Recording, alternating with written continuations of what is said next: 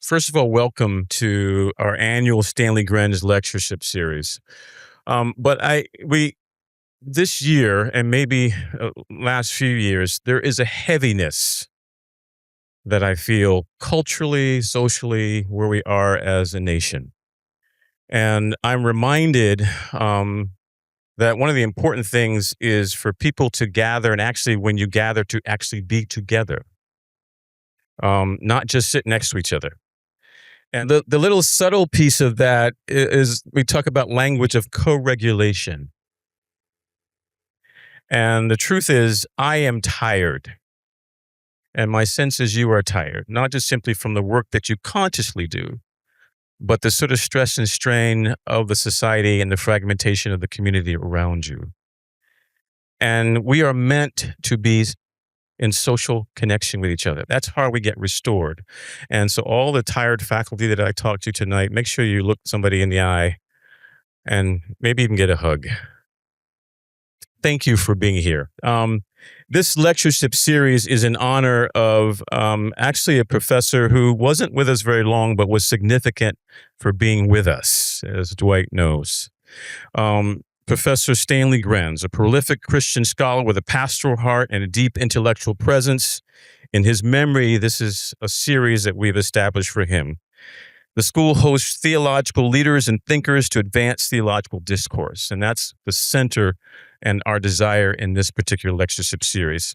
This year, I'm grateful to welcome Reverend Dr. Gary F. Green II. That was pretty good for having gotten up and said a word yet. That's good.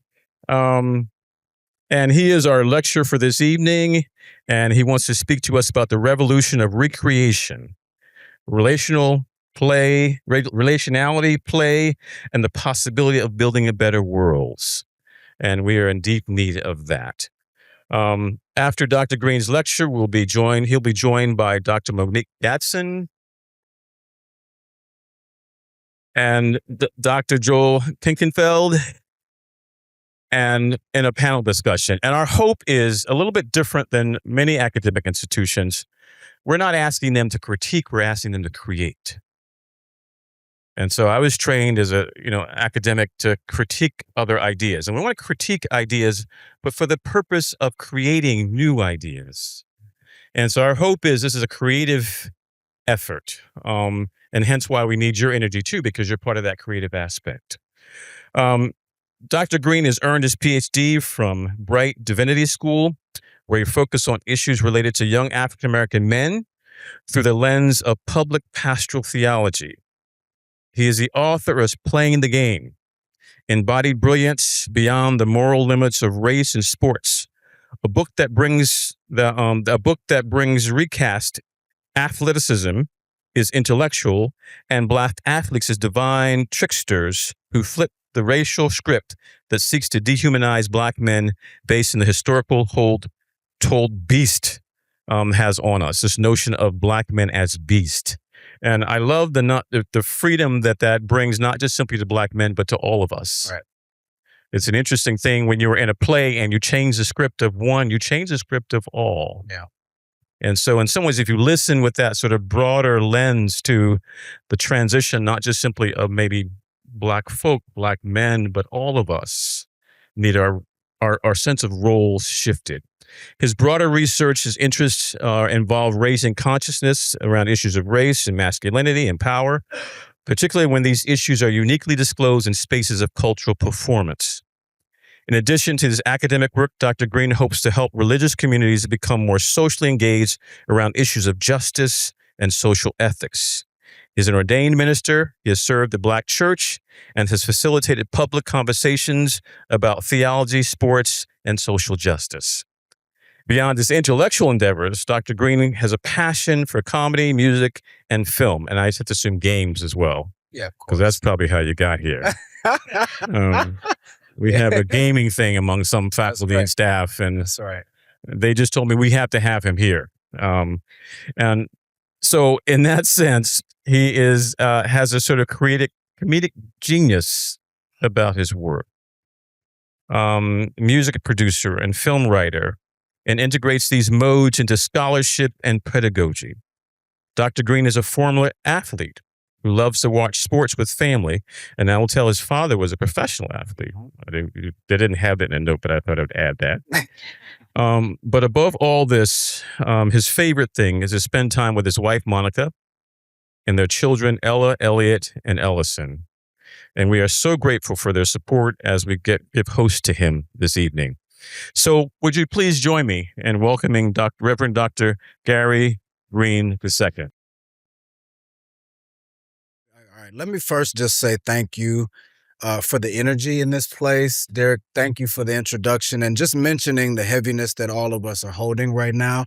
I will speak to this when I officially start this presentation because I have come to you from the Twin Cities where it is ground zero at the moment. So it's a privilege to be here because to talk about revolution and recreation or play in the same sentence is something that I didn't hear a lot growing up, but that I think we really do need to marry and have a conversation about because they do not need to be mutually exclusive.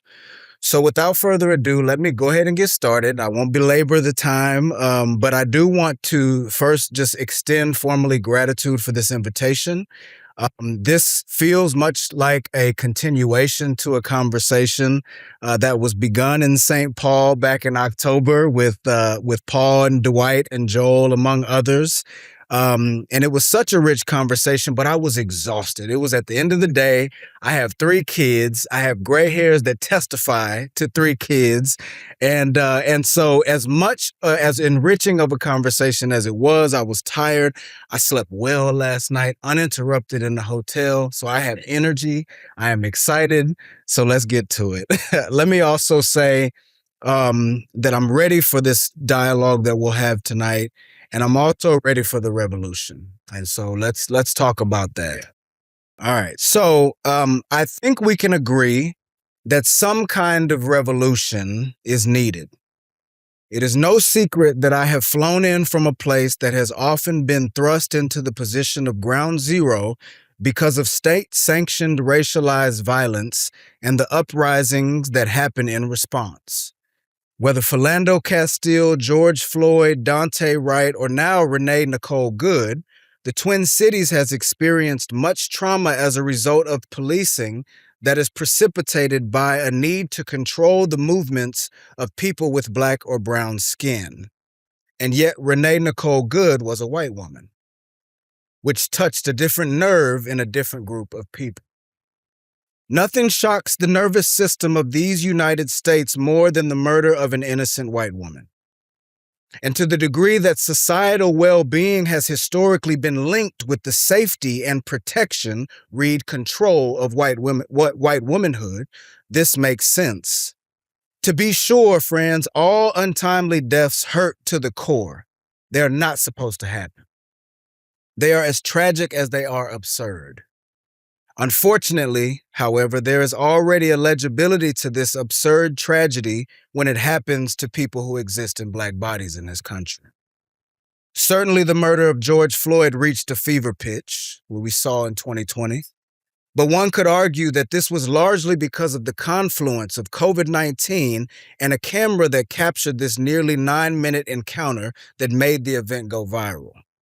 And I can remember all the new converts after that event to the conclusion that racism has become a ritual in America.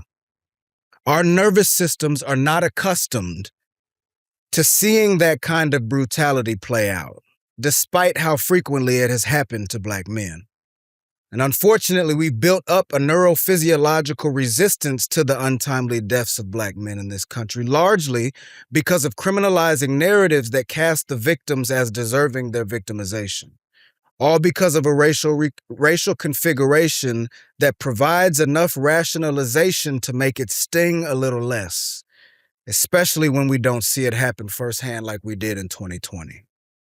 But when people who are supposed to be able to live peacefully in close proximity to privilege become targets as well, it becomes that much clearer to people who perhaps previously were none the wiser that we have a serious problem on our hands.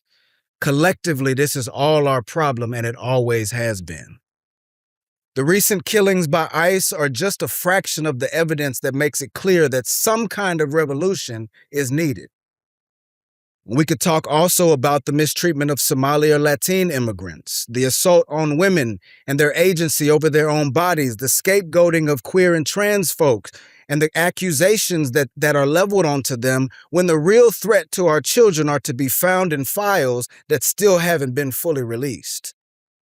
I'm just saying some kind of revolution is necessary at this point. But what kind of revolution do we actually need is the question. Because I fear the connotation we currently have will only lead us deeper into the ditch of despair that our species keeps digging. Rather than discovering, developing, and deploying our divinity toward healing and enactments of freedom that feel like love to everyone. I'll tell you the kind of revolution we don't need more of. One where regimes of power shift, but ways of being stay the same. And I'm concerned with the connotation we have for revolution. I don't think we define it with enough depth as to what it really requires of us, of all of us. I find that revolution and anti-racism have a similar connotation, at least in my mind. So let me ask this, and some of this will be it'll be give and take. We'll talk. We'll have a conversation. So my first question for you all, what image comes to mind when you hear anti-racism? Not rhetorical. Think about that. When you hear the word anti-racism, what image pops in your head? What's that? Like women, okay. Protest, okay. Others? Ibram X. Kendi, all right. For context, anti-racism, as we could understand it, as a perpetual posture, an orientation against something by nature of how thoroughly white supremacy is woven throughout our institutions, cultural practices, even our patterns of relating to one another. So I get it. Constant attention has to be paid in order to not perpetuate racism or sexism or heterosexism or these kinds of things. But when I think of the typical connotation of racism, the picture that comes to my mind is one of straining, right? A picture of vigilance, a fight, a constant struggle, the tightness that we know doesn't feel good to the nervous system or to the body. And so my argument tonight is that we need a new connotation for anti-racism. But how do you create a new connotation? I like wordplay too, by the way, so y'all should just get ready. We're going to play in some words and around some words tonight. But how do you create a new connotation for anti-racism? And what is a connotation anyway? And so if you would humor me for a second, I want to reflect on connotation. A connotation is like a word's aura, an air people breathe together almost that inspires trains of thought that reproduce the feeling of truth that then gets associated back into the word, thus continuing the iterative cycle. A connotation is not necessarily true to form, but it represents the word as if it were. It thrives when it can convince a group of people to play its game, and as long as that ball is volleyed back and forth successfully with subtlety, the connotation will continue to ring true. Now, technically, this is the definition of a revolution in the cyclical sense, but not the kind of revolution that comes to mind. Why? Because of the connotation that revolution typically has.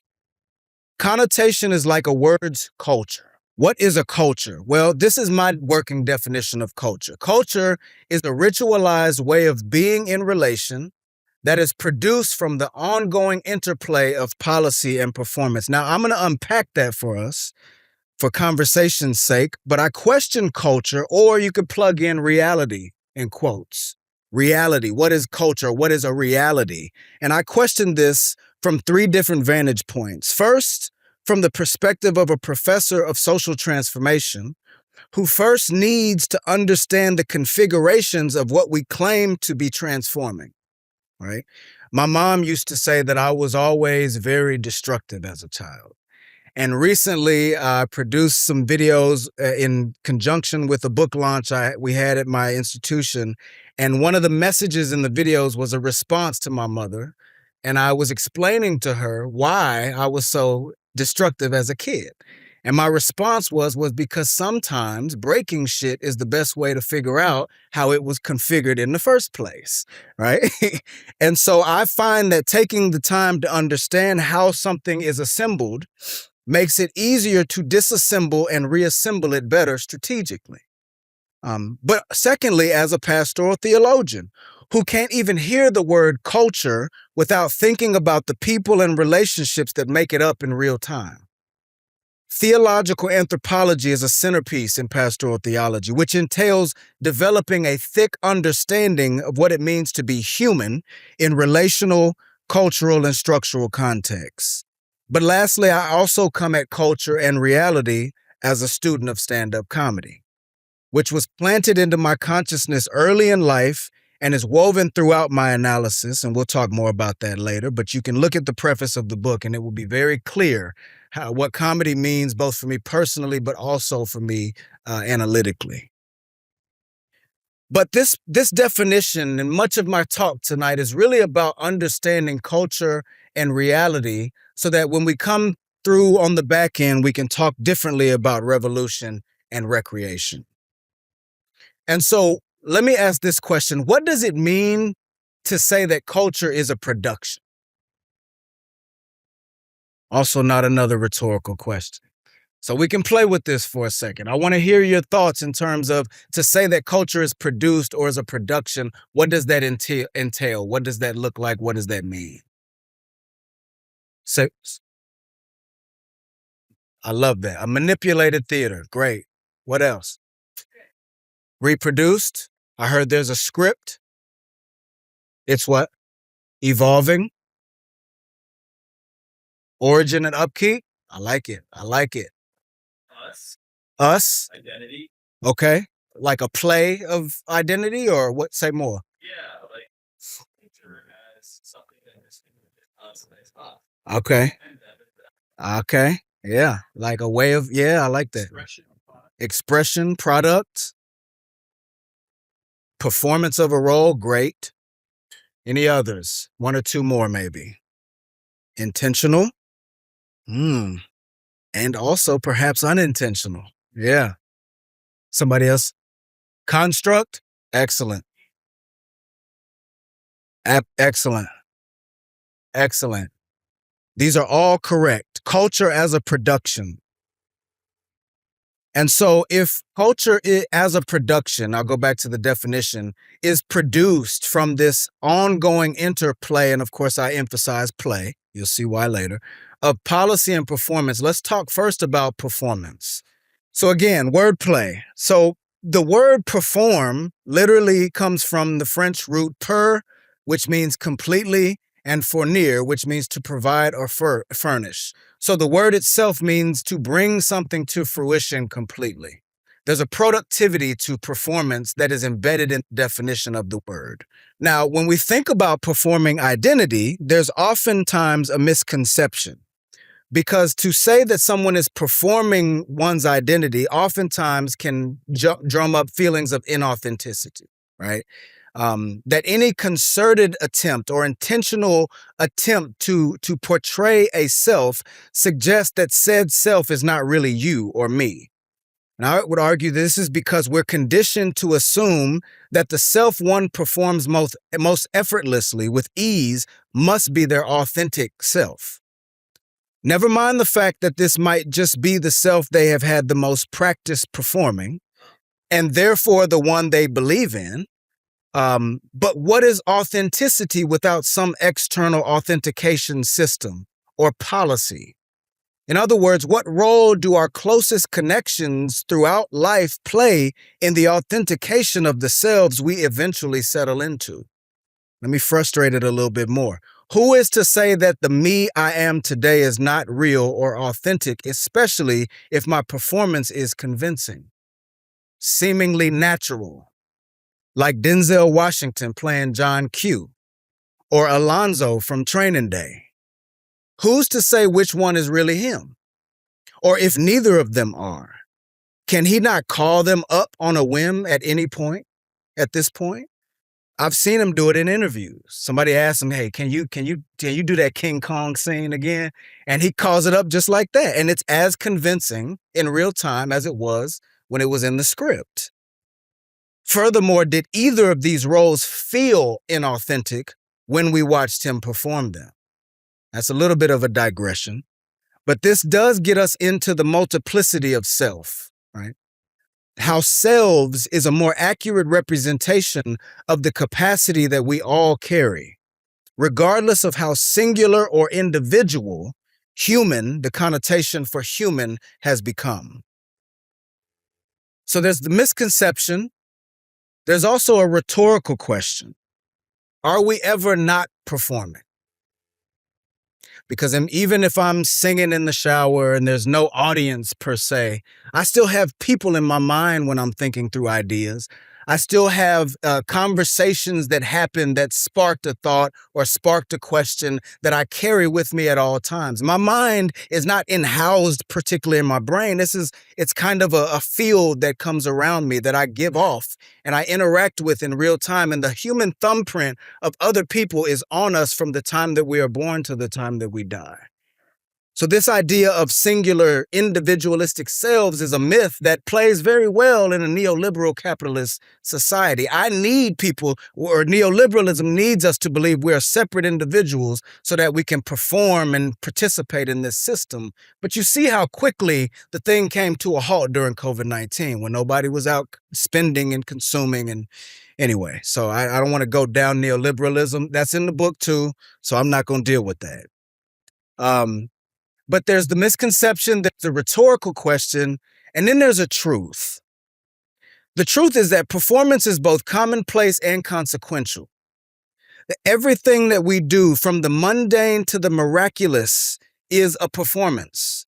And I think we get the productivity of performance when we look at the miraculous, per se, of like an athletic performance. We get that there's a productivity to that, but I think we often tend to miss the magic when it is in the mundane. The kind of routine, ritualized performances that make something real over time in real time. And so if we talk about performance, then we also must talk about policy. Policy, and I put policy in quotes because I don't take that word at its word. But for me, policies are the scripts that tell actors what role they are to play in the overall production of culture or reality. And we know this. We know this intuitively. Policy refers to the written and unwritten ways that we dictate or orient our performances in order to produce culture. Said differently, and looking again at the root of that word, policy shares a root with police. So a very easy way to define policy in a nutshell is these are the variety of ways that we police our own or others' performances. Right? And we do this with the hopes of enacting a particular culture. So there's policies at this school, and these are written and unwritten. There might be bylaws, and there might be those little subtle looks. We don't do that here. We police each other and ourselves all the time. What are some other common phrases that we use to police performance? I think people with kids would probably be good at this one. What are some ways that we police performances? Appropriate, or saying that something may not be appropriate, right? Excellent, good. Others? Say again? Professionalism? Yep. Others? Politeness? It's not, oh God, that's a good one, right? Because it presents as though there's no value judgment. It's just, oh, this is the norm. So if you are not in this box that's been constructed, well, then you need to get in this box. Common sense is another one. Absolutely. If you can naturalize or normalize something, it's still a policy. It still functions to hone and police a way of being in relation to people and to a culture. Danger? Say more. You're right. Good. Sometimes danger is necessary, especially when we're talking about revolution. Other examples. How do we police? Or how are we policed? Should say something. Not the way we do it. Someone else said something? Okay. Shame, politeness, we don't do that here. Which is one I have to use with my baby boy. Even that's a policy. It doesn't have to be a word to be a policy. It can be a look. What's that? What's that? Oh, the look. Yes. Look, she had me wondering, like, damn, what did I do wrong? It was the look. This is how it plays. So you're getting a feel for it, right? So if performance is how we enact life, how we enact identity, how we enact the rule of the kinds of cultures, then we know that policy and performance are always moving back and forth. It is an iterative reality that is constructed in real time. And that's how we talk about culture or reality. To illustrate how this looks in real time, so now and this is the slide I was telling you about, Paul, that accidentally had the Seattle Seahawks colors. So you're welcome for that. That was the spirit. So if you think about this routines, this kind of cyclical play, this interpenetration, this interplay of policy and performance over and over and over again, and then you can barely see the word by the time it turns white. This is how cultures or realities are produced in real time. Right? Begins with policy, it interacts with performance, it goes back into itself, but by the time it disappears and you can no longer see it, that's when it is a culture. That's when it is reality. Because reality is just reality. All right? You can't see it anymore because it has become a kind of muscle memory. And muscle memory is a concept that we'll talk about here shortly, but this is kind of how it works. Another way to think about it is like this. You can imagine, is there a pointer on this? Yes. Okay, so right down here at this point, you can imagine practical necessity right there. Give you an example. I grew up in a black church in South Central Texas, and every first Sunday we had communion. And on Communion Sunday, the deacons and the deaconesses had full suits on, white gloves, and you covered the elements up at the front of the sanctuary with white sheet. And I heard a story from one of the old heads one time that was talking about how this practice began. Well, church was outside before that, and flies were getting in the elements. So there was a practical necessity to put this covering over the elements so that by the time we shared in the practice, they didn't have fly guts all over it, right? It was a very practical need. But eventually, this became a ritual, right? It was a routine.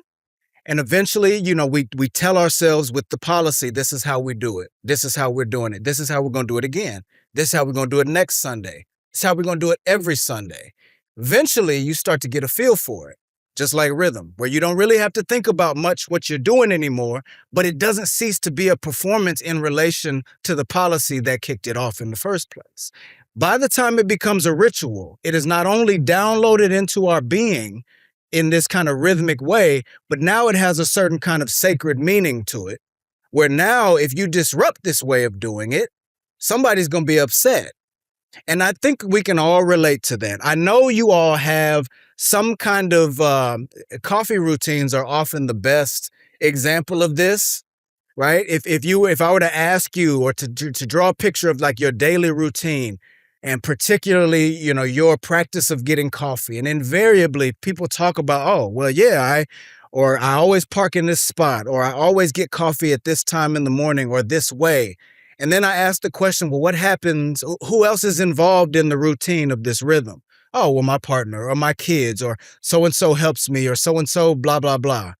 What happens if that person disrupts your routine?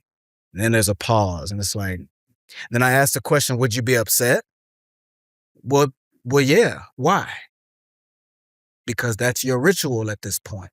That's become your way of doing it that now has a meaning in and of itself that is nowhere connected to the original practical necessity. Is there another way to get coffee? Yeah. But we don't like to be inconvenienced like that. And it's more than just inconvenience, it's muscle memory. So here's an image of my daughter this was when my daughter was 3. She's 9 now, so she's still cute, but not, in the same way. But this was the first time that she stopped to pay attention to the way that my wife or that anybody tied their shoes. And she got really curious about it. And so I snapped a picture of them and she paid attention to it. Now, here's a question. By a show of hands, how many of you know how to tie your shoes? Everybody. Okay. Now, by a show of hands, how many of you remember the first time you successfully tied your shoes? I knew somebody was going to raise their hand. I believe you. I don't. Okay. So tell me, so can you mind sharing the first time you successfully tied your shoes? Yes, in a kindergarten class, and I finally did it for the first time. And I told my teacher, and she's happy to show. Oh, so no wonder you remember. Yeah. Somebody else. First time you tied your shoes. Go ahead. I mean, I remember you so hoping that my dad hot, but I couldn't make that because I had to go. Yeah. Yeah. Yeah. Yeah. Problem, I was more of an eagle than what I'm now. That's right. Now, go ahead. Yeah. Nice. Okay. See, some people find it, it's like hot, but it's very, Yeah. Yep. That's right. That's right. That's right. Yeah. I like this because each of these examples, there was some kind of event tied to it that helps us remember those moments. Now, the next question is, when you tie your shoes now, how much conscious thought do you have to give to it? You don't really think about it, right? I would venture to say most of us don't really have to think about how we tie our shoes. And yet, I would be willing to bet if you've recorded yourself doing it every single day, it'd be pretty much the exact same thing. Same movements, right? Flip, tie the loop, however you do it, and secure it. It's a performance that you no longer have to think about doing, but you still do it in this kind of ritualized way that is productive. It successfully secures your shoes on your feet, and you can go about your day. And a lot of our daily kind of habitual, mundane activity lives in that way. Right? We don't have to give much executive function to things that we've done so many times that we can just do it and embody it without giving much conscious thought to it. So one of the things that I talk about in Playing the Game is the mind of muscle memory. Now, I put this as a little note for myself. Remember, quote unquote, gains begin in the brain. I remember when I was done playing football at KU, I was always interested in exercise science, kinesiology. And so I studied to be a strength coach, personal trainer. And one of the first things that you learn when you are thinking about particularly exercise science as it relates to strength training is that all physical adaptations or muscular adaptations begin in the brain. So when you get yourself under a weight that's too heavy and try to lift it and fail, your brain sends signals and says, okay, next time you do that, we need to recruit more muscle fibers. We need to strengthen this neural pathway because this is an activity that we have not done before. And because of this survival intelligence that we exist with, I need to make sure you don't get stapled under this weight the next time you try to lift it. And so what happens is our brains, there's something called rate coding and neuromuscular recruitment. Literally what's happening is the brain is sending signals for your body to recruit more material for the next time that you try this. And this happens over and over and over again. And eventually when certain weights get lighter or certain movements gets easier, what is happening is that these pathways are being created and thickened with each successive movement of the lift or of the pattern.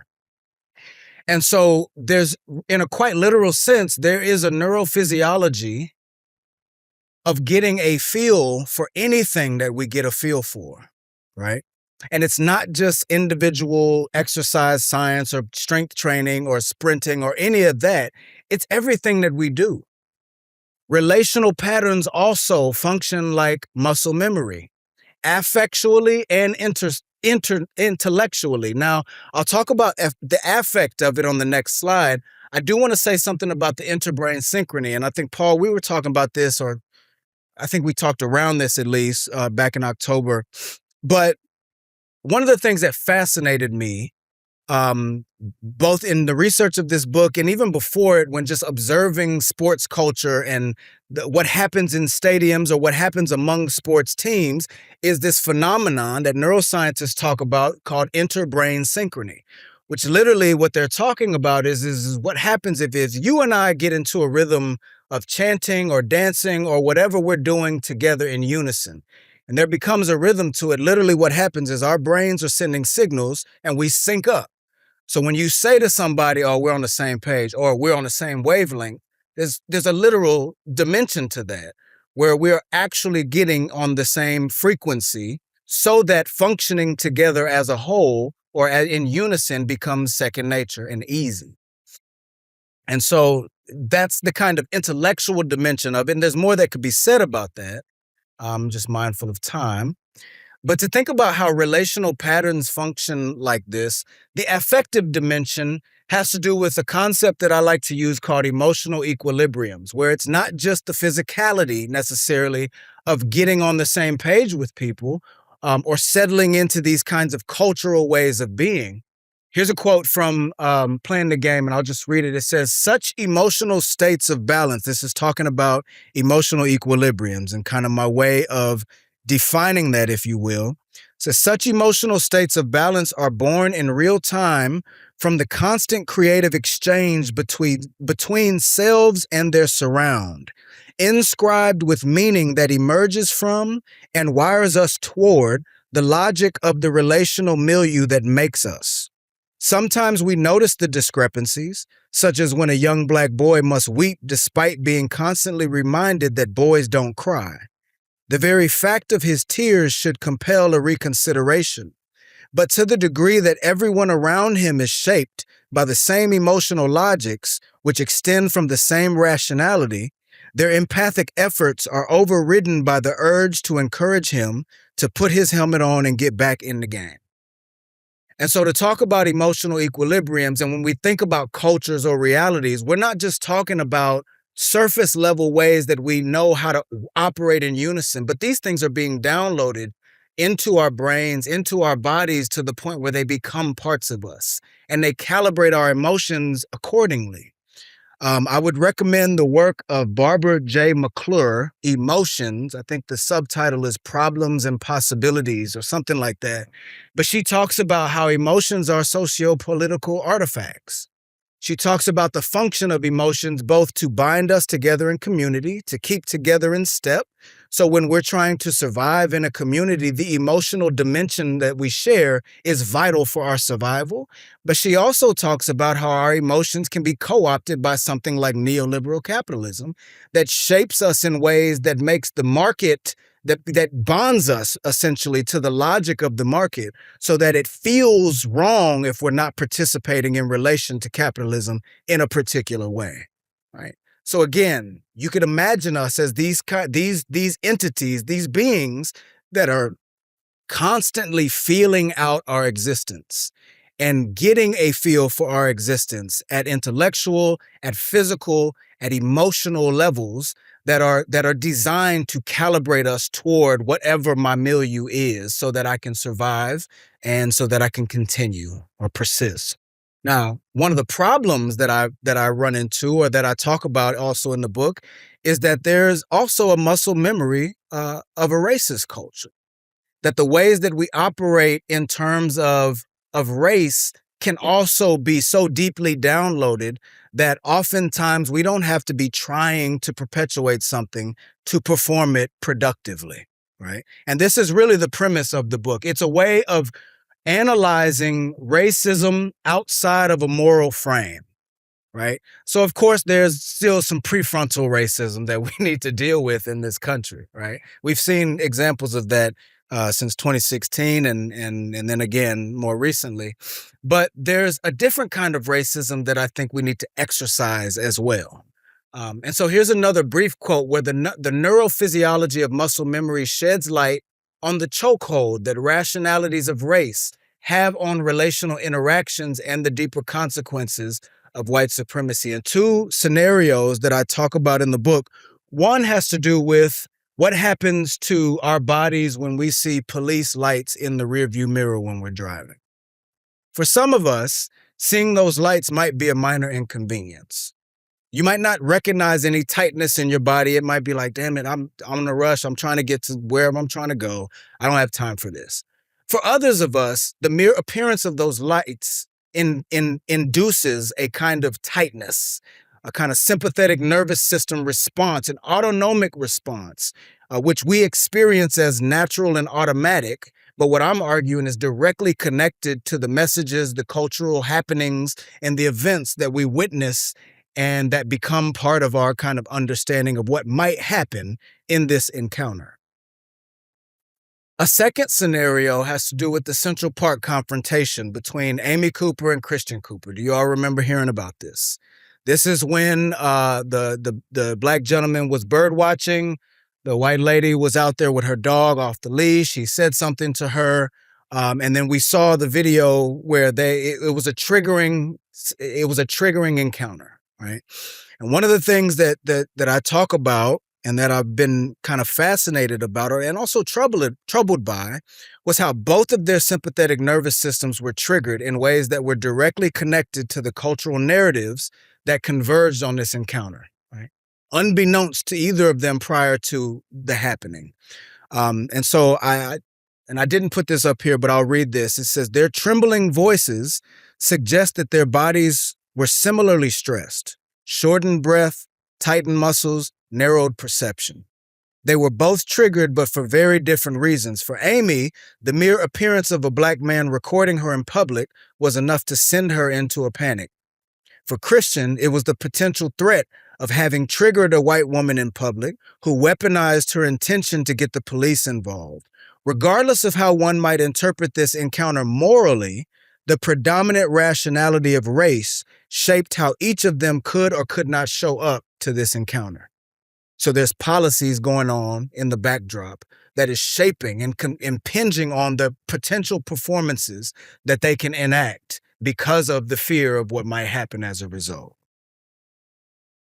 This is how deep culture gets into us. Now, you could talk about the muscle memory of a racist culture, but if we come back to connotation, let's talk about the connotation of beast and its consequences. This is another centerpiece in the book. I can remember growing up as an athlete and aspiring to be called a beast in the context of sport. Why? Because if you were a beast, you were doing your thing, right? This, beast pays well and it plays well publicly in the culture of sport in the United States. The problem with beast is that it has consequences. That term has a history, right? It's a part of the justification of mistreatment of black men and women during antebellum slavery.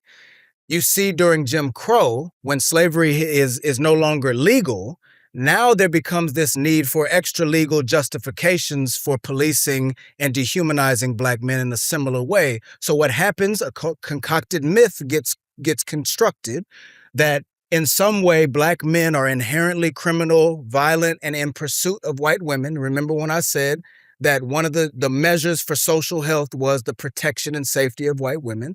So then this narrative, and if you watch Birth of a Nation, you'll see the popularity of Birth of a Nation in its context, both in the sense of how innovative it was as a film, but the story it was telling that connects to beast is part of the reason why this image goes viral before that term was used, and why there becomes this kind of assumption that this is really the nature of black men. And then fast forward to sports culture, where now in this kind of neoliberal frame, what used to be a pejorative, dehumanizing concept has all of a sudden become this cultural celebration. An underhanded one, no less, but one that is now celebrated, where you can have Vogue magazine covers like this done on accident. Think about that. The editors did not have to try to do this, right? This wasn't a malicious act. This was just, this sounds like a good idea. And then it comes out and it's like, what? And so there's a consequence to the connotation that beast has in many of our minds. There's a relational play or production where person-to-person relations or performances often presume Black male inhumanity. And so then people relate to Black men through that lens, and it therefore reproduces this kind of culture where you're either feared or fetished as a Black man, right? With the best intentions.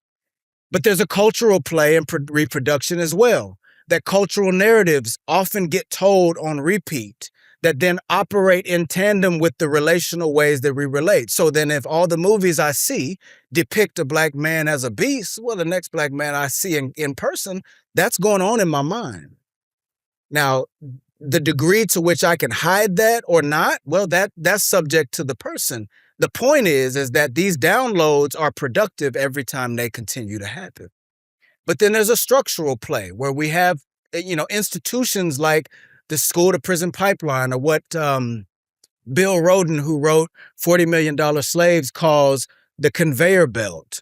And I talk a little bit about this recruiting apparatus in my book as well, where now with NIL changes, it used to be that, high schoolers are being recruited by colleges. Now you've got colleges reaching into middle school and sometimes elementary school, recruiting these young men and women, trying to get ahead of the curve so that they will aspire so much to come to your school so that you can exploit their labor and make money. And now, it's an easier sell because, you can make money too as an athlete. When I was playing, there wasn't no NIL and we weren't allowed to have jobs when we played. So it was laborious. And there was, your payment was you get to go to school. But there's a whole portion of each day that you can't take classes because you have practice. You know what I mean? So the inequality was apparent. My point is that at a relational level, at a cultural level, at a structural level, these tropes, these caricatures perform. And if they perform, we know that the performance is always productive. That is the definition of perform. All right, so here's a question for us. What racial absurdities, and this is why comedy is so important for the analysis that I do, because of the way it exposes racial absurdities. So what racial absurdities does this sketch expose? What comes up when you think of it, yeah. I was thinking, I would imagine them wanting to eat it. Right. Right. Absolutely. It's like the other side of Beast, right? Where it's like usually this attracts a kind of negative attention, but with a zombie, this might be the thing that saves you. Of course, it flips the narrative. What else? What do we notice about the child? The children are not given to these tropes and these stereotypes, but that they download them from parents and from adults and other caregivers, right? So we're not born racist, and we know that, but this is something that we learn how to do. But we learn how to do it not necessarily with executive function, and this is why I like this sketch so much because I actually did a little bit of research on zombies just to make sure it was accurate. But you could talk about and you can talk about the activity of the amygdala, right, or the first brain, if you will. And one of the I don't remember if I use this in the book, but it's something I do use in class. But my attempt really in this book is to address what could be called reptilian racism, where it doesn't have anything to do with something that is kind of this prefrontal cortex activity, executive function. I'm trying to do this. Like I said, we still do need to deal with that. But my concern is the kind of racism that's so deeply downloaded that you can be trying to be the best human possible and embody these things in relation to people and be none the wiser. And because they're still performances, they're still producing an effect that is then going back into the kind of cultural zeitgeist, and it's reproducing these ways of being in relation to people.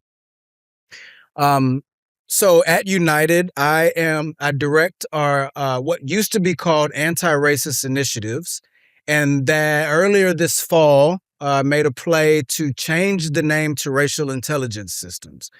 The reason why is because one, part of what I said earlier in my talk, anti-racism has a particular connotation where even if I go at it creatively, which I use comedy to get into these conversations. We could talk more about the different levels of reconditioning that we're doing at United as it relates to this work. But to talk about anti-racism, there's not a vision for what kind of world we're building embedded in that. It's an orientation against. So I'm perpetually taking my cue from what I don't want to do. And if you've read Black theology and you've read the work of Victor Anderson, who in the book Beyond Ontological Blackness critiques the Black Theology Project because of how thorough and how deeply some of James Cone's earlier work defined this theological position in relation to whiteness. And so Victor Anderson's critique was, who are we outside of that? Or are we perpetually in this kind of responding posture? And so for me and for us at United, racial intelligence systems is actually more true to form when we talk about the work and the reconditioning that we're doing. We're learning how to move with racial intelligence. And and so it's not a checklist that do this every day, but I'm trying to develop a feel for moving in relation to people that show up in different bodies and different cultures and different ethnicities so that it becomes natural, right? So all right, so this is continuing down the kind of analytical parts of the comedic. And so we'll talk a little bit about play on the next slide, but this is also another portion from the book, and it's where I start talking about the satirical dimensions of play. This idea that play has another side, and this is connected also to why I think comedy can be such a resource for revolution, a particularly creative revolution. So connected to its rehabilitating nature is a disruptive dimension that occasions it. I'm talking about play. Play in this sense is a double entendre because it references the way in which wit factors into the softening of neuroplasticity. This is the kind of play that constitutes those initial reaches into uncharted or off-limits dimensions of the mind.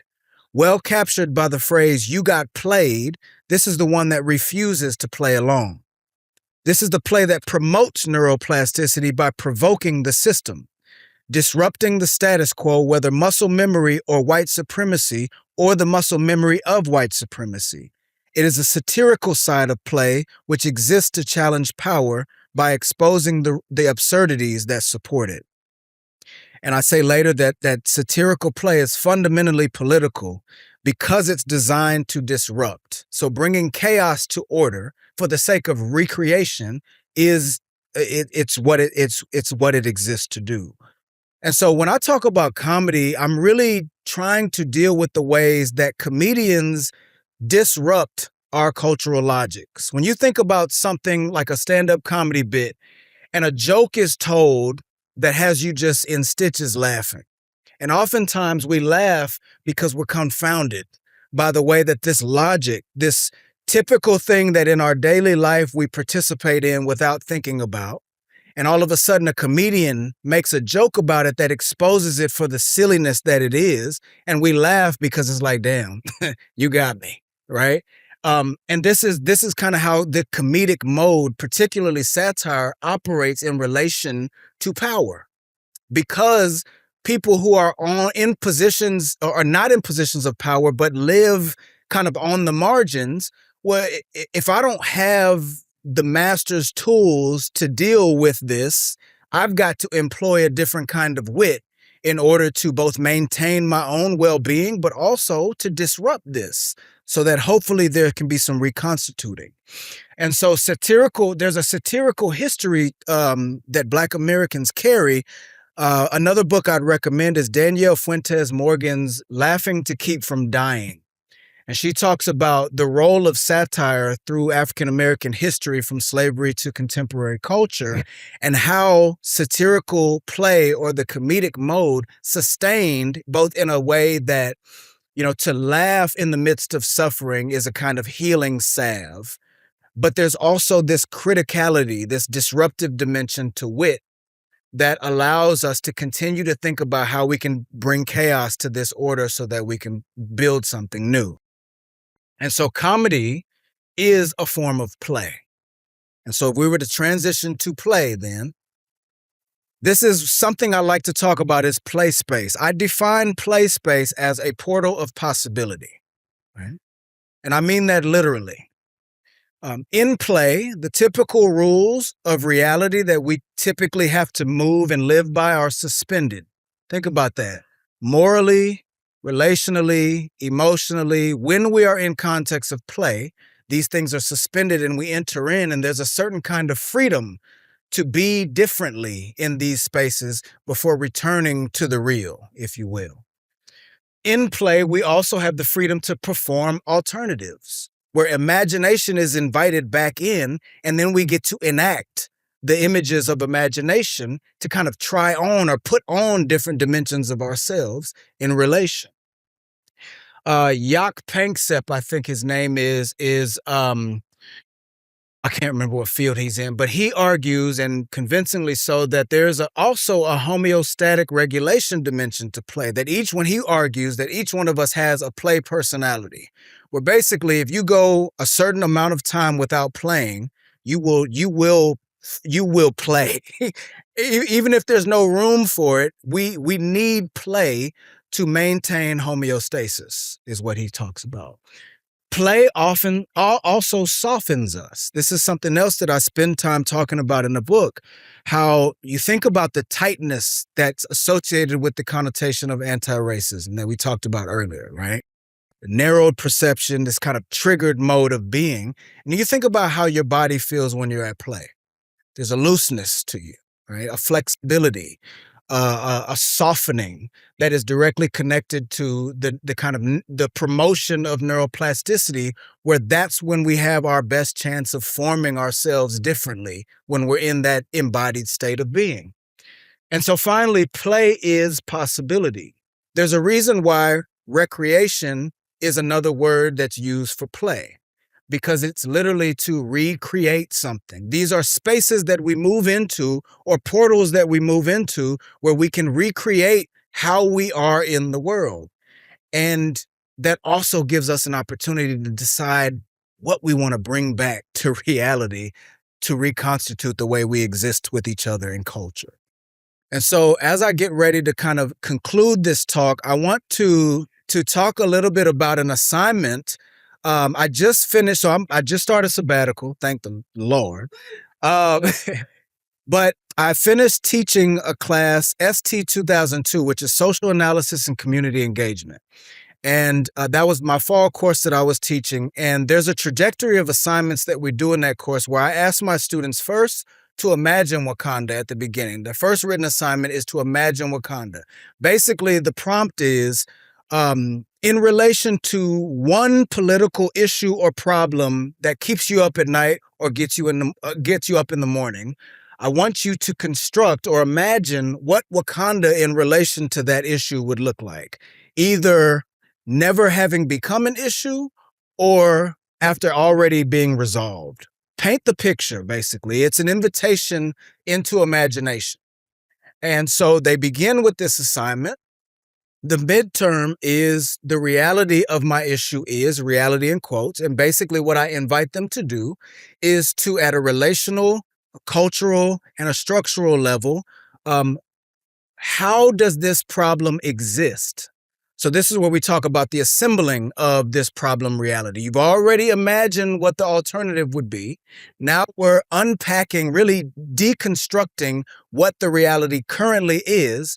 And then the last assignment is called Constructing Wakanda, where they bring both of those two parts back, but now they have to offer some constructive proposal about how we would move from what is into this vision of what can be. So it's world building, basically, in the classroom. And I have my assignments do that, my students do that, and I don't, because I'm the professor.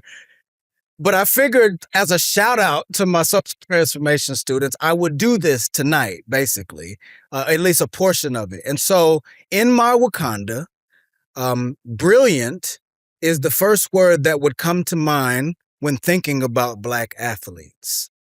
Then, and Black people in general, then by extension, all of us, because all of us embody all kinds of intelligences that this singularity of the IQ test does not let us make sense of or really take seriously.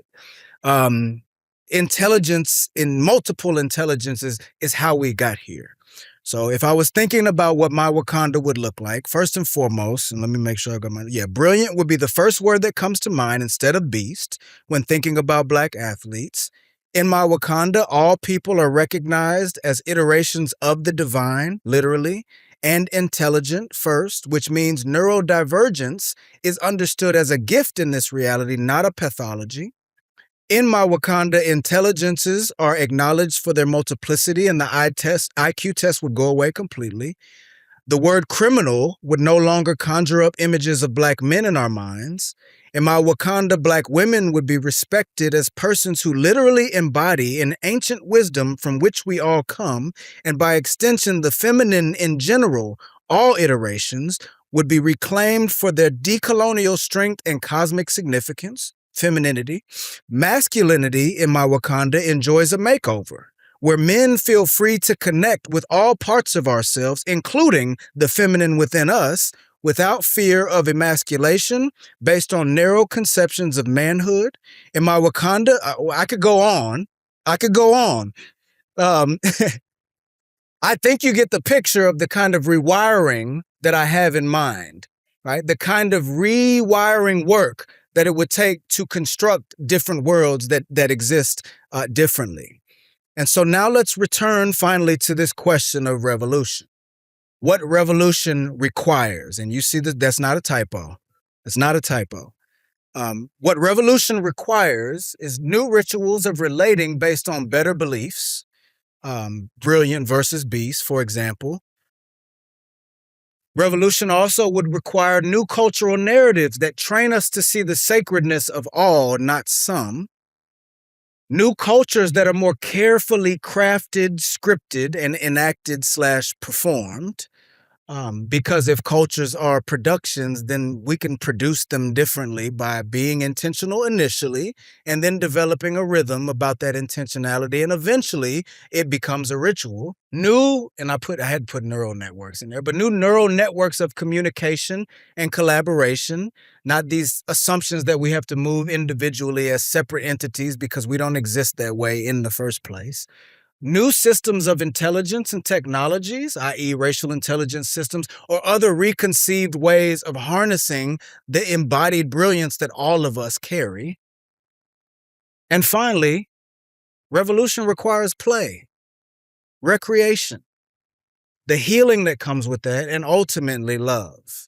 Because no matter how you look at love, whether spiritually or physiologically, love is both something for us to orient to.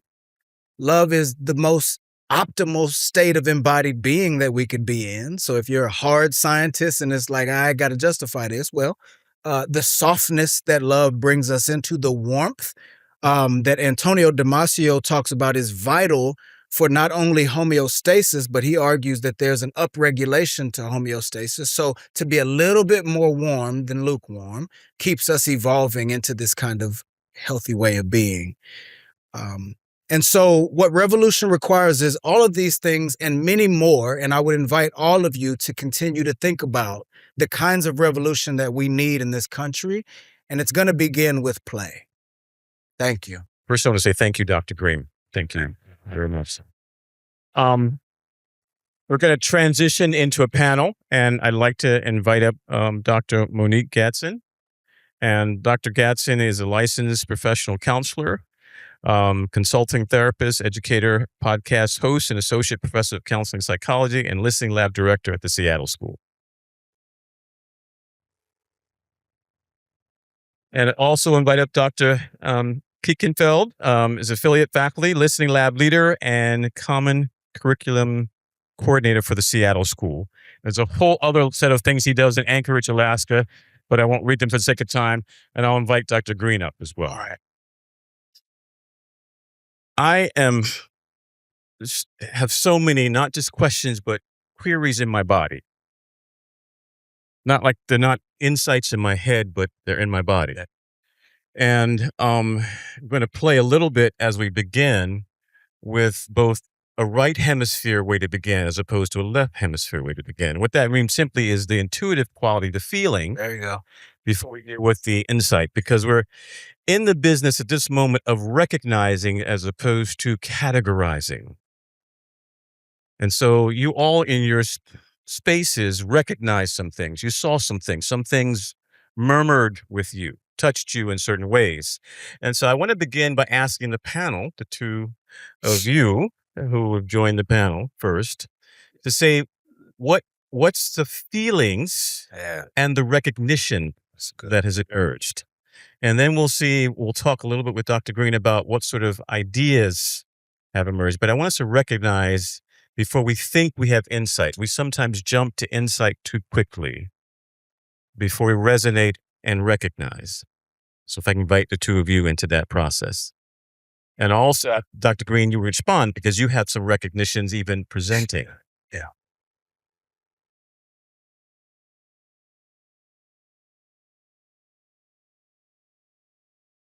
Great. So they're asking a person who thought they failed an emotional IQ test one time to start out with what they're feeling. Other than a bit of anxiety. I think there's a mixture of, there's a certain excitement when I listen to you and when I've read your stuff, like there's a way for this to be different. There's a way, and inside of me that's bubbling, and also some, like, I don't know what the right word is, maybe apprehension around, like, not knowing what that exact looks like. Yeah. You know, I want to name that, but so there's a little bit of an unsettled feeling along with that excitement of like, yeah, there's something here. I know what it is, but I don't know exactly what it is. You know what I mean? Like, I think that's what's really going on inside of me at the moment.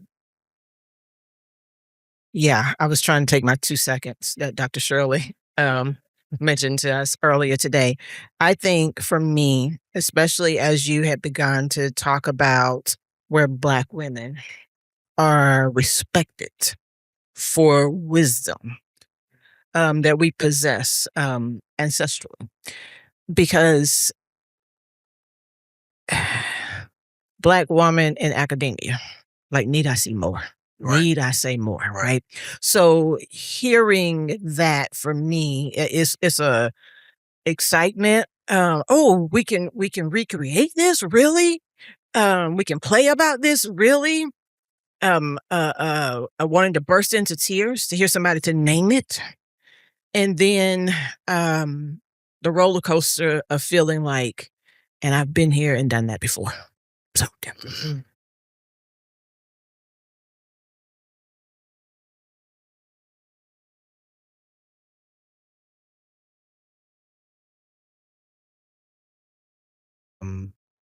I too feel excitement. I'm glad you mentioned the unsettledness, because I think part of my work is trying to bring us into that, because of how deep I feel like we need to go to really root out some of these things. So I feel excitement, I feel a readiness, and I also feel a curiosity to see, like, what are we gonna do? It's good. I'll also share the same sense of possibility. Yeah. As opposed to weightiness of a cul-de-sac. Yeah. A conversation that's circular, and you offered possibility, breath. And so I felt the sense of breath and not knowing exactly where it goes, but just a space to move forward. Yeah. In that sense, I'll ask us then to open up in terms of curiosities that you may have had, or curiosities that came up as you were listening, and that seemed to emerge for the two of you, for Dr. Green. And we'll do a little bit of a dialogue at this point, and the curiosities that come up and the questions that you may have even for us.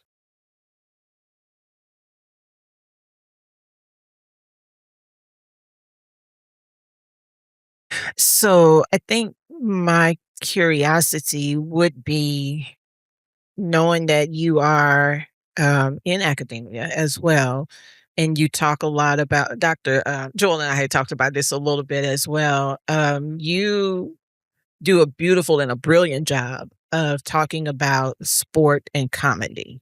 And I guess I would like to hear, I'm curious about, since I kind of started out being a Black woman in academia, like how has that helped you to navigate your way through this ivory tower? Or yeah, just how would Yeah, you, that's a good yeah, question. because I'm real curious Thank about that. Thank you. So it's a great question. And I'll answer it from the perspective of the comedian and from the athlete. Both of these characters show up in the preface to my book, and that happened naturally. The comedian, or from the comedic part of it, in terms of navigating the academy, and when you all hear me talk about myself as an academic, I will often do this because of the elitism that coming out of playing sports and all of a sudden going into this thing called academy and realizing how much imposter syndrome that I experienced, realizing that it was a language game largely, that, when I was in my PhD program and all these concepts that I had never heard before, but then once I started to understand them, then I'm remembering conversations from the barbershop and I'm like, man, we've been talking about this stuff. Like, these people have profound ideas too. It's just a different language. And so, when I talked about in my presentation how this comedic sensibility was planted in my consciousness as a child, from two things. One, I watched Black stand-up comedy all the time. Comic View, Def Jam, these were my political commentators. But also my dad used to always tell me, son, you have to know how to play the games. And so what this did was it invited me to see, and my mom too, like my parents shaped me to think about my everyday life strategically when I was a child, because I was a young Black kid in Texas. And then when I was a football player, so now there's more attention on me. So watch yourself. And so I think of life as a game. Like, one of the first things I tell my students in social transformation is all of this shit is made up. All of it is. And so there's a certain critical distance, even from the academy, that sensibility gives me. Now, from the athletic perspective, going back to the imposter syndrome and even the idea of writing a book it wasn't until, so I spent a long time thinking that my identity as an athlete had no place in the academy and that I needed to become an academic. It wasn't until I reclaimed the athlete in academy where stuff started to happen. And that's what got me through the book, because sports taught me how to hone my attention. It taught me how to pay attention. It taught me how to train.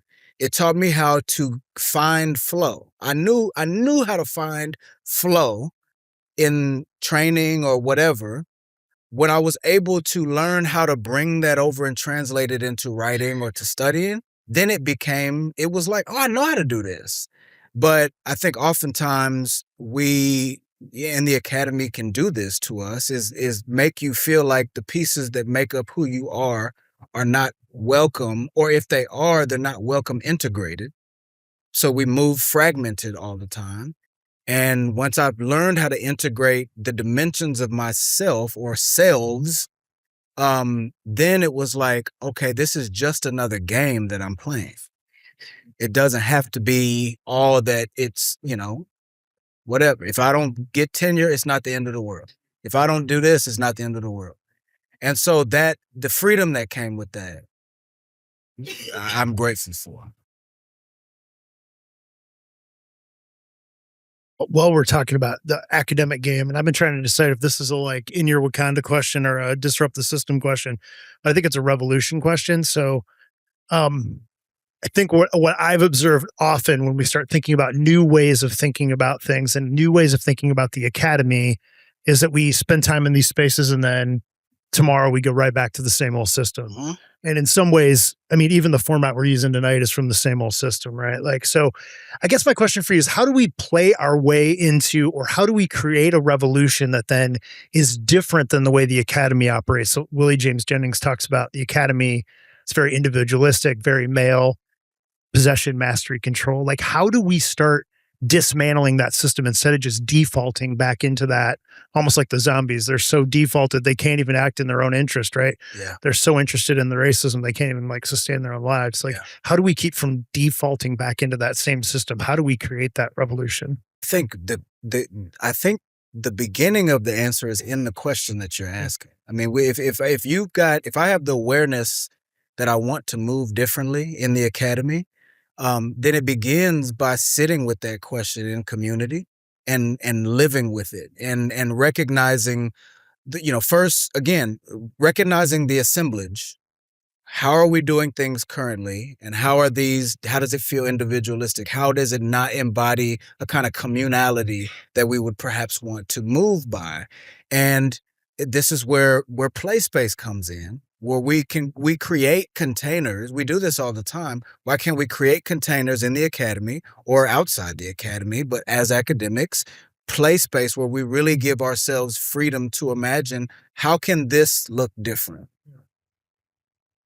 When you have a collaborative group of people that are thinking from different vantage points about that question, ideas start coming up. In play, ideas start coming up when you're not subject to the pressures of carrying out the thing the way it's been done, or the kind of political play is largely unencumbered. And so what emerges from that container, what emerges from that space, gets documented. And then we begin to become intentional about, this is how we're going to do this part differently. And if I'm committed to that, to taking a different step, eventually that step becomes muscle memory.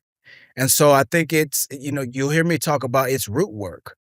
It is literally root work, in the sense that even the way that we move in default can change, but I think it begins in those spaces where we first imagine, how can this look different? Because to your point, and I think it's a really critical point about that, it relates to all of us because of our species. It is the easiest thing to do is go back to what we've done. I can remember during the pandemic, how quickly, when things shut down, I heard the different commentators in different forums talk about, we just got to get back to business, get back to business, get back to business. I'm like, this is an opportunity to do something different. But the way that our circuitry works, the way our bodies work, the way muscle memory works, it is always going to feel easiest to do what we've already been doing. And so we've got to use imagination to push ourselves into the felt awkwardness of doing something differently, and trust the process that this can be better. But that's where policy comes in, where if I know my tendency is to revert back, then I need to think about, how can we, so let's say we've done this imagination work in community, and how can we put some safeguards around our being in relation to make sure that we're moving in this, concerted moving in this direction, whether that looks like new policies or whatever it is. But at least we know that we're building a container or building mechanisms that help us perform in a different direction in the ways that we hope to. I want to ask, and keep sliding us towards this notion of performance, because I kind of slip. Yeah, I don't want you to be all out of the. And it may be asked a theological question, because I think culturally we don't know what to do with Jesus anymore, collectively, culturally, and or we don't know what to do with religious thought. Yeah. It feels being corrupted in certain ways, distorted in certain ways. And some of us have been injured in the context. And so our bodies are not quite regulated in those spaces. They're actually agitated in those spaces. How do we re-perform or perform anew? And it may be for all of us. This narrative, the role of, so when you talked about, I can very much remember the same sort of coping strategy to say, well, I don't care what you all decide. I'm still going to be here. I'm still going to have a family. And that came out of a cultural place of living as a Black man in a society that I always had to have a second set of rules. Right. So I had a second set of rules. So it's Right. always interesting to me. Yeah. Part of the mythopoetic nature of that second set of rules is Jesus. Mm. So I don't have a philosophical notion of Jesus. I have a ontological notion of Jesus because I couldn't be sitting here without it, as opposed to how I think about it. Yeah. That's an alternative sort of mythopoetic narrative that comes out of a cultural space of survival. So I want to play with that a little bit because in some ways the present culture needs to throw out the divine. And I want to bring back a theological question for all of us. What does this mean, this notion of play and performance? And I love the notion that you're saying to us, anti won't get you there. And this is a conversation I have with Paul. It's an awakening, but it's a cul-de-sac. Yeah. And so we're looking for other routes. Yeah. In terms of the support. I would say the same thing in a theological sense. Yeah. We're looking for other routes. And so thoughts about that as a panel. Or feels. And so the connection of, can you articulate some more in connection with kind of how you think about Jesus? I think how do we play with theology? How do we play with the Christ? Okay. How do we play that we in some ways have gotten locked into a cul-de-sac, and many of us want to escape the cul-de-sac. And, for me, is this the end of the story? And I want to say no. I like this. I saw your hand. Sorry. What? I saw a hand over there. So one thing I'll say, this is something, okay. This is something that, I'm not sure if this is, okay. All right. I think to the question of how do we play with theology, I think one way we can play with theology, both in a play sense and a satirical sense, is by acknowledging, and this is an argument that I would make, I think we defer way too much divinity outside of ourselves. I think Jesus was trying to show people how divine we are. And I think there are many, many passages of scripture that testify to the fact that he was inviting all of us into Christ. And so I think that colonial Christianity has done a number on our Western minds and epistemologies to the point where it is not in the design for us to acknowledge our divinity. Now, that's not to say that any of us is God, capital G. It is to say, and this is something that I also talk about in the book, is that we do exist with what I call a contingent divinity, which means all of us are divine by design. What is the Imago Dei, and I talk about Imago DNA. I think we literally embody divinity. And I think with the more neuroscience you look at, the more, you can look at whatever field you want to look at, but these conclusions that talk about interbrain synchrony, these conclusions that talk about the ways that a person can so hone their attention that they can get into and out of flow effortlessly, or that a group of people can get into flow together, where there's this kind of exponential energetic explosion that we all feel and know its significance, but because it happens in a sports game, we don't really give it religious significance.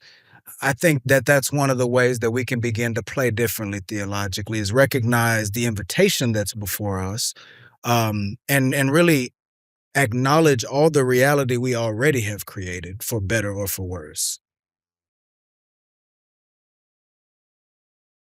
I was sharing with a group of students yesterday that when I knew that our little faith community got to a place where we were maybe playing, and I wouldn't use that word, but I was like, we got there. I told my wife that, is when somebody started the discussion with maybe this is heresy. And I think we, for so long in the Western church, have been so worried about getting everything right. That's right. That we can't bother to ask questions. Like in this case, the question was, why does God have a split personality in this psalm? like we had read a psalm where the first part's really glowing about God and the second part's like kill everything and burn it down, smash babies, and and like to start a conversation and not be worried about, is this heretical? That's right. We're so precious, I think, sometimes with the theology that we can't ask honest questions that get us to a different space. Absolutely. Yeah. And I think we were talking about this a little bit earlier in one of these lectures today, somewhere, about the fact that in the West, we are conditioned for an outcome. That's right. So it's, what is this unto, as opposed to sometimes we just have to sit in the struggle. That's right. We have to, it's not an answering a question, but it is just being able to question. And I think that it stirs up an anxiety in us, because that other concept that we want, and I talk about this a lot, is that certainty. Yeah. Mhm. Yeah. We're not going to get that. That's right. Like, we're not going to get that, right? And so, and I think the beauty in what you bring, so I'm talking process now, Yeah. is your book does that brilliantly, that you won't collapse that. Right.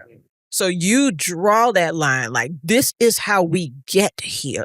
And I feel like that, so I might be jumping ahead to kind of some of the recreation, but that's where I am, because I feel like that's what I have tried to bring. Yeah. I study societal emotional process. Yeah. So as Paul talks about Lacanian a lot, my folks hear me talk about social emotional process, right? So I'm always talking about how we are complicit. Yeah. I'm talking about us as clinicians. Yeah. How we are complicit in perpetuating societal crap. Yeah. But it's not going to be until we, and I'm systemic thinker, so we get to that second order change, what you call the root. Yeah. Mm-hmm. We got to go there. Yeah. And I am saying that means all of this stuff that we have done, we got to undo it. So when you talk about that default, we call it the homeostasis, kind of maybe a different way in Bowenian theory, but the anxiety is going to say, no, keep it like it is. Right. That's right. And so the language, which I loved, the language that I may bring may not necessarily be the way people want to hear it or know how to hear it, but I am saying that you may need to hear and learn a new language so that you will not continue to be complicit in bringing this into the society. That's right. Well, to that point, language is so, I mean, it's a play, it's a game. And it oftentimes, the language that we use, often in deference to these institutions or these structures, it forecloses a different way we might understand ourselves in relation to this. That's an argument that I spend time developing in the book, and really the theological pulse is that there is often a separation between embodied spirituality and articulated religion. You talk about feeling. You talk about feeling. You started off with feeling before we think about concepts and insights. Well, we feel our way through existence before we give them names. But too often, because of the names that have been given, we make sense of our existence in relation to those names. And that oftentimes causes us to completely ignore dimensions of our beingness that are palpable and present, but that's not authorized. And so to talk about playing theologically, for me, I like to talk about it, let's just talk at the level of a comedic honesty about the Bible, about the canonization process, about the fact that the canonization process was wholly political, about the stuff that there was stuff left out of the canonization. There's so many steps that we could look at and say, I'm trying not to cuss too much tonight. I think I appreciate that. But the point is that there is a story being told, and every empire has needed to tell a story to police not just how we move, but also what we believe. Yeah. And in playing the game, belief. And you could think about it from a neuroscientific lens. You could think about it from a religious lens. Belief is a magic. It's a power. When you believe something about the world, your brain filters out everything to the contrary. That's part of the divinity, the magic that I say that we carry. The fact that we can change our beliefs is wild to me, because then you can literally change what you see when you experience life. It's the reticular activating system. Then chills, because what you're fooling with us around is the nature of how invested we are in material pieces, opposed to less material things. Yeah. And in some ways, I like, again, the sort of notion that we actually, words create what we experience, but they also are out of our experience. Right. And so how do we find new language for the experiences that have not found words yet? And that God allows us to speak things into. And so in this sense of being divine, aspect divine, it both has a communal sense to me. That's right. There's a communal connectedness that's required in that That's for us to see our connectedness, but also creativity of speaking things that we have not had the imagination for. Absolutely. And so you're really raising the question of that if that chair is a chair, but that chair had to be imagined before it was a chair. That's right. And so you're really inviting us into Wakanda, which is how you teased us at the end. And the question of what is Wakanda for us? I mean, I can recall seeing the movie, and that's what was thrilling for me. It's like a place that had possibilities, that I wasn't locked into the language and the place that had been locked into all my birth. Now think about what a child seeing Black Panther does for their imagination. I didn't grow up with Black superheroes. My kids do. So now all of a sudden they think about themselves differently just by seeing one movie. Imagine if they saw themselves in all these movies. You know what I mean? And so it's when you talk about language or words, you made me think back to the movie Sinners. For you all that have seen Sinners, you remember the scene where they were driving and Delroy Lindo was humming. Was that not resonating? It was not. There were no words. He didn't have to speak words, and everybody knew what he was talking about. Like that's what I'm talking.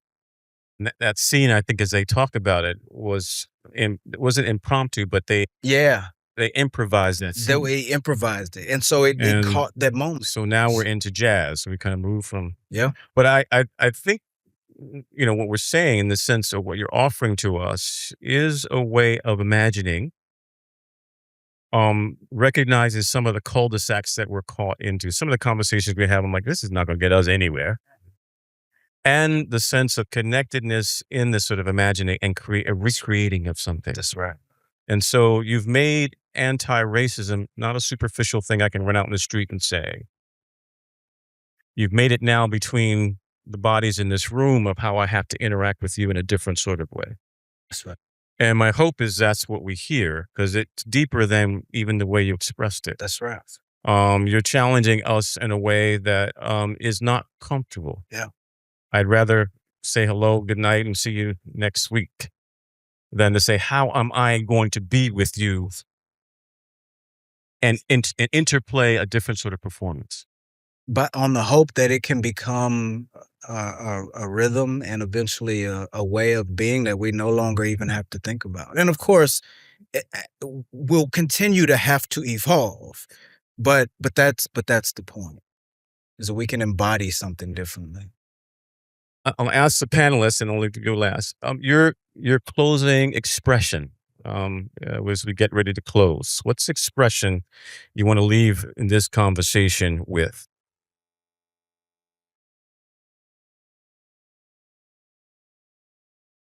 I think when Dr. McNeil said we don't know what to do with Jesus and religious thought, what kind of prompted the response I gave is sometimes I wonder, will we be able to figure out what to do with Jesus if we can't figure out what to do with each other? That's kind of where I was going there. And so I think that would be my closing thought as I sat there and listened and thinking about my Wakanda. When you hit on that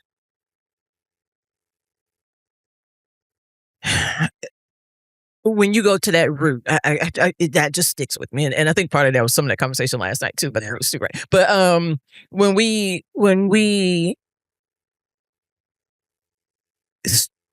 move beyond convincing ourselves that the performance is enough.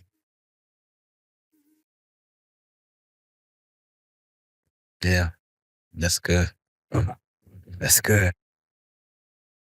There's something true underneath the performance. Yeah.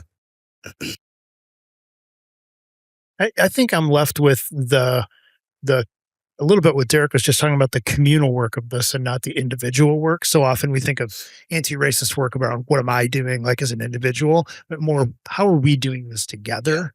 Like I think that's where I'm sitting up, like how do I imagine my Wakanda, like what does that look like for us to do this together? Yeah. In a real way. So I think that's what I'm mulling over. Yeah. It's not really a phrase, but there you go. I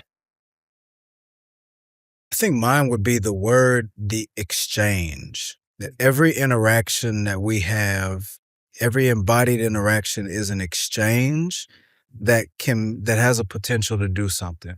And so in my interactions, what am I creating in our interaction?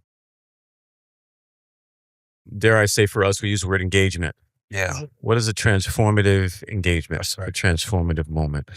Thank you. I have robbed you of your question and answer period. You should know I'm because I wanted to in some ways sit with these three a little bit longer and for us to join them in the collective curiosity as opposed to the individual possibilities. So please forgive me for that. Lauren has told me too that we have to have a quick change. Is there anything you want to say before we go? The book. That's why I take my cues.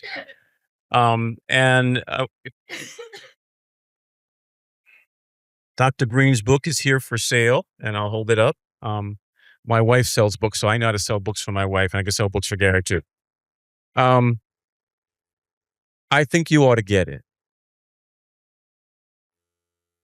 Yeah, there's no reason it shouldn't sell out tonight. And the extra piece is he might have to hang around and sign some for it. I'm going to sign them. I would love that. Okay. Yeah. So peace to you. You are blessings to us, and I hope blessings to each other. It's good to see you this evening, and thank you. Thank you. And thank you.